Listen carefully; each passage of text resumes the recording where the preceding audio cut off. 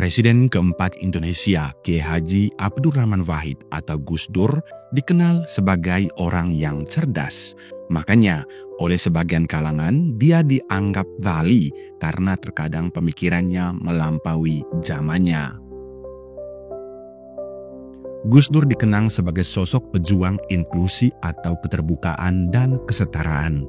Contohnya, pada zaman pemerintahannya, etnis Tionghoa bisa secara terbuka merayakan Imlek setelah lama terbelenggu dengan berbagai pembatasan.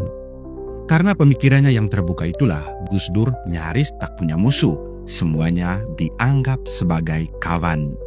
Pernah suatu ketika dalam wawancara dengan Andi F. Noya, Gus Dur menyatakan satu-satunya yang pantas atau berpotensi menjadi musuhnya adalah presiden kedua, yakni Soeharto. Itu pun, kata Gus Dur, beliau tetap ke rumahnya tiap kali lebaran. Ya, begitulah sosok Gus Dur dengan pemikirannya yang terbuka dan bagi sebagian orang aneh.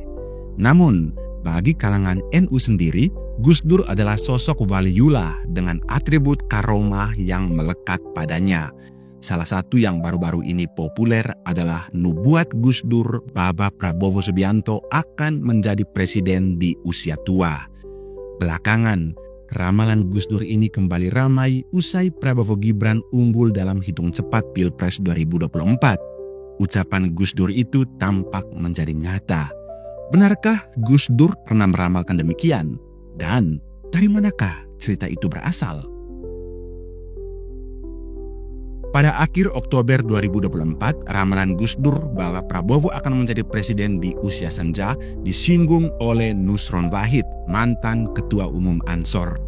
Kala itu, Nusron mengaku optimis pemenang Pilpres 2024 adalah Prabowo Subianto dan Gibran Rakabuming Raka. Nusron menyinggung ramalan Gus Dur bahwa Prabowo akan menjadi presiden di masa tua.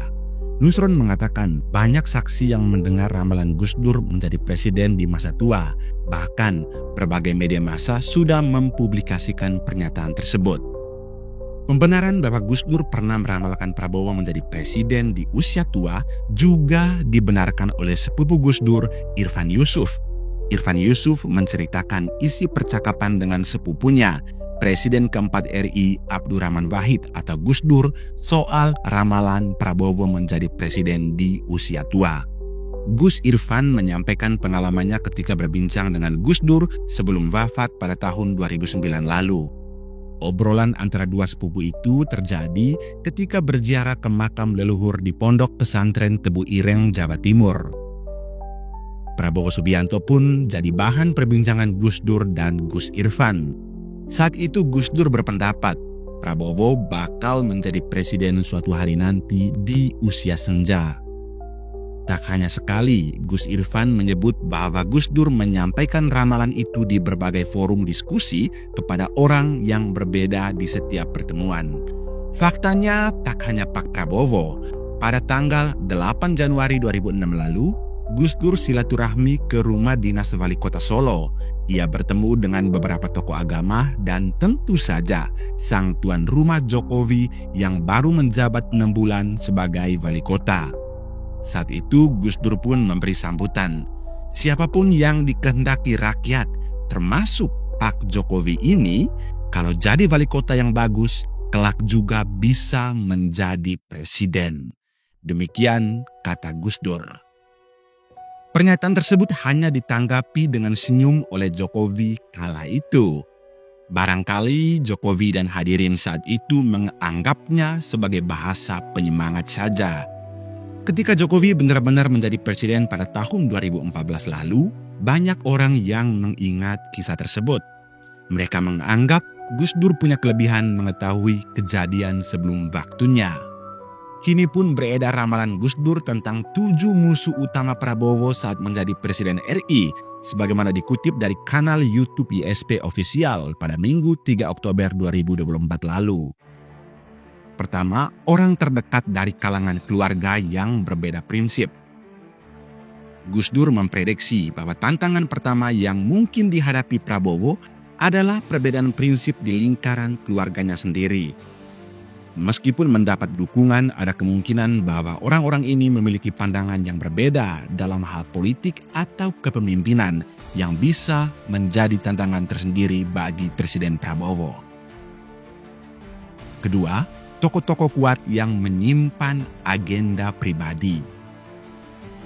Di sekitar Prabowo mungkin akan ada tokoh-tokoh berpengaruh yang di permukaan terlihat mendukung, namun sebenarnya menyimpan agenda tersendiri. Mereka akan bersikap mendua dan dapat berpotensi menggerogoti wibawa Presiden Prabowo dengan berbagai manuver politik. Karena itu, Pak Prabowo harus berhati-hati. Ketiga, mantan rekan yang kini menjadi musuh dalam selimut. Menurut prediksi ini, ada mantan kolega atau sahabat Prabowo yang kini menjadi lawan tersembunyi. Mereka memiliki kedekatan di masa lalu, namun kini mereka justru menjadi pihak yang berseberangan, bahkan mencoba melemahkan atau menghalangi Prabowo di belakang layar. Keempat, penyebar kebohongan dan fitnah. Tantangan berikutnya datang dari pihak yang menyebarkan hoaks dan fitnah. Pihak-pihak ini bisa saja menyerang Prabowo secara tidak langsung dengan menyebarkan kebohongan yang merusak reputasi serta kredibilitasnya. Orang-orang ini pada akhirnya mengganggu stabilitas pemerintahan dan kepercayaan publik terhadap Pak Prabowo. Kelima, pejabat korup yang mencoba menyalahgunakan jabatan.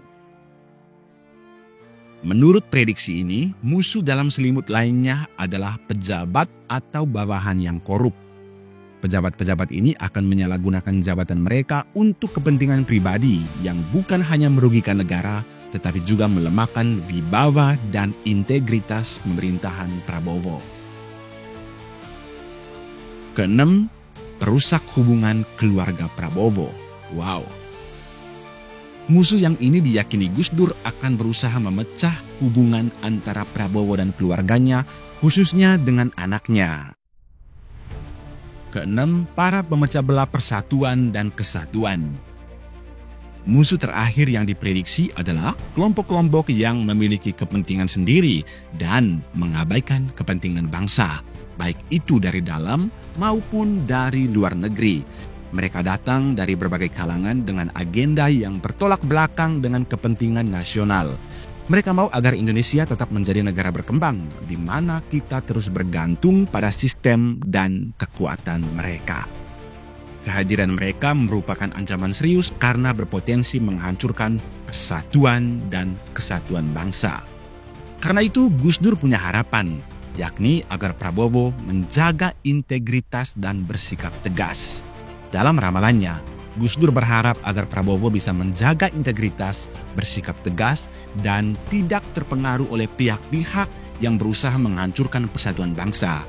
Ketegasan Prabowo diperlukan untuk menghadapi tantangan-tantangan ini dan menjaga fondasi pemerintahannya agar tetap kokoh. Menurut Gus Dur, dengan hati yang ikhlas dan niat yang tulus untuk membangun bangsa, Prabowo akan mampu menghadapi segala cobaan yang datang, baik dari luar maupun dari dalam lingkungannya sendiri.